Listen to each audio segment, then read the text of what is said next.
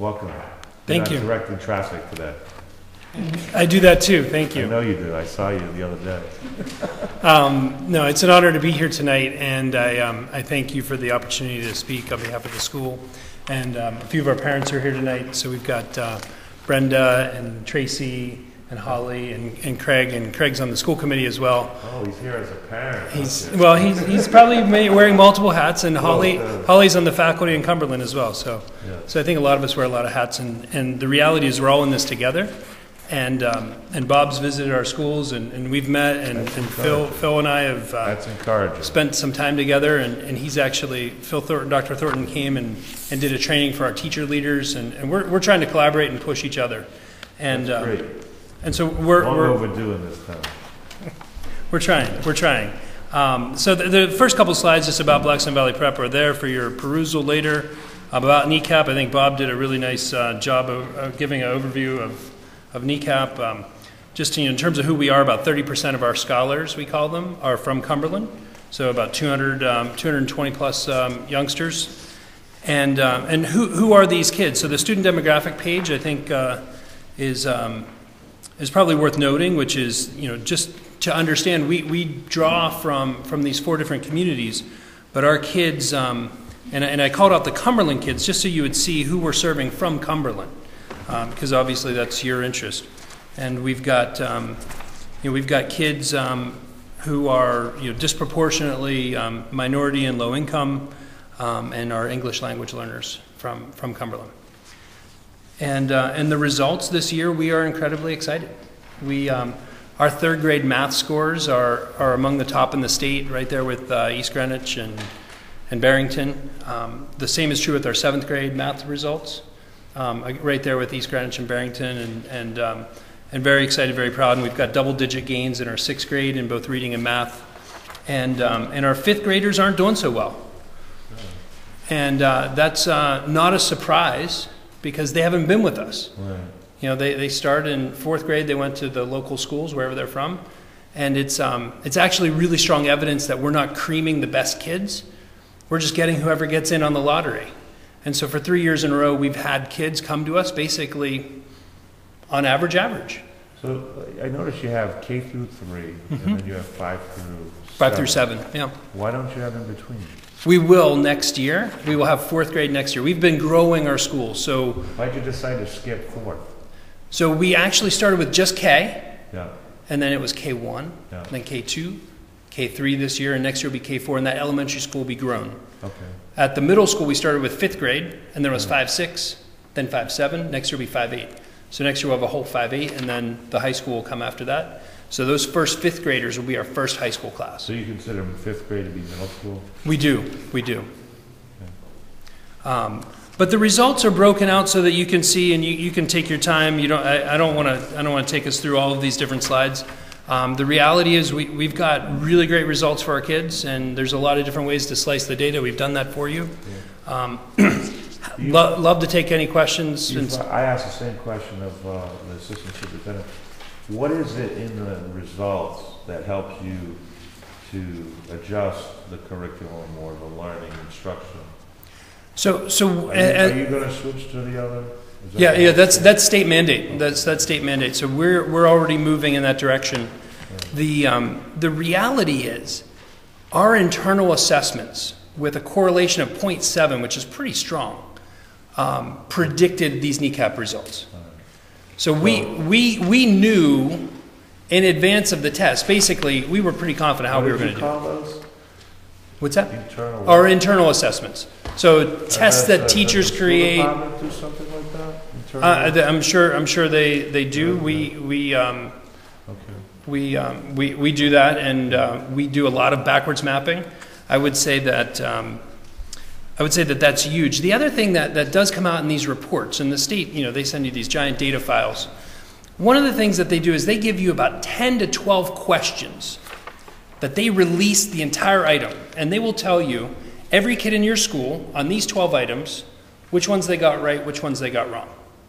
And so we're able to look at this question and 12 say, items, meaning 12 question items, questions. just 12 questions. 12 out of like How 50. they ask the question. Out of 50, yeah, okay. So they'll give us 12, Yeah. and they keep the others for future tests, but they give us 12.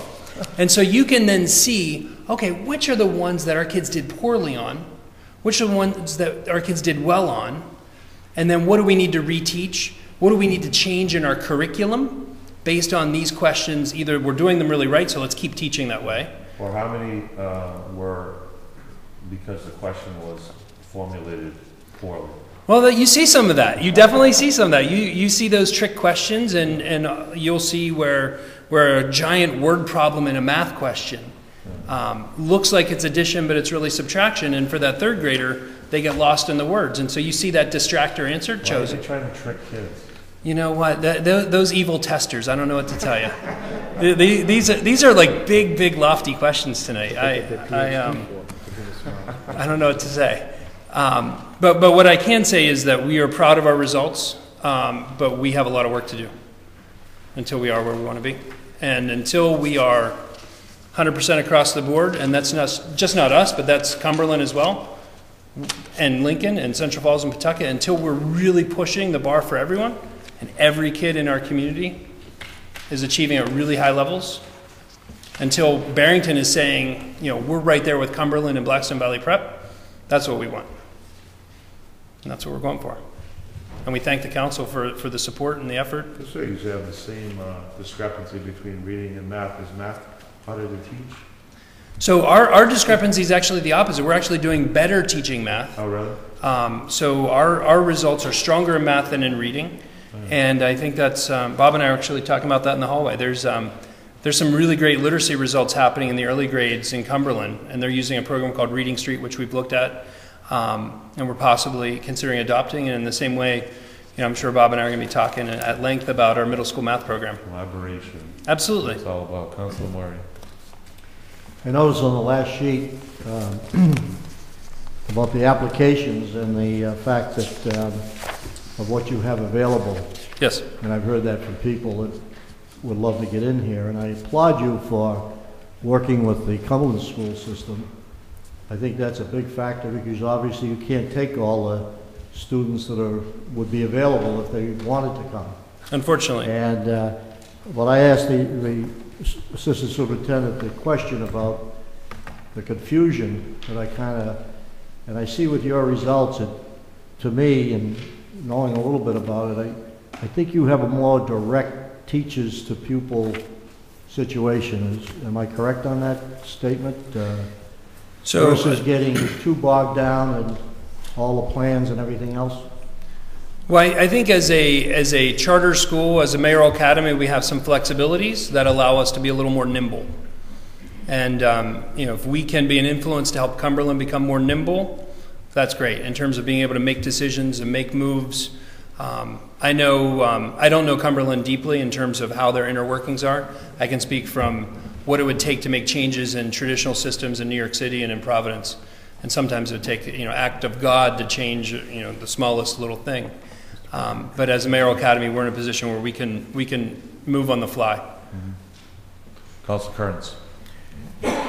Given the fact that, if I can go on Councilor Murray's question, do you think your model is scalable to like the masses? Absolutely.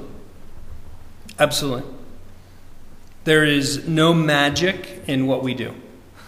There's no magic in what we do. There's no magic pixie dust, and we take the same kids. You take actually more challenging kids. Well, and I mean, I think when you think about the community that we serve, in terms of the demographics.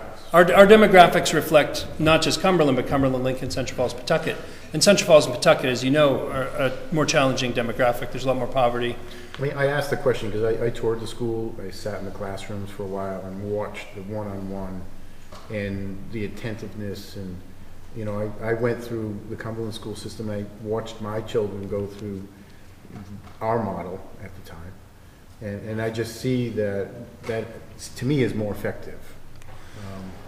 I mean, it's looking at behavior as well as learning, and there's a lot of good things that come out. Thank you. But I absolutely do believe that there's nothing that we're doing that can't be replicated without hard work. It's just hard work. I mean, we have a model and it's defined. Like you said, though, you don't have the restrictions that state law puts sometimes on public school systems too, in terms of the Sure. laws. There's state law, and there's also arrangements and agreements that we enter into that are often for the advantage of adults, not kids. Any other questions? Thank you, Jerry. Thank you. Thank you.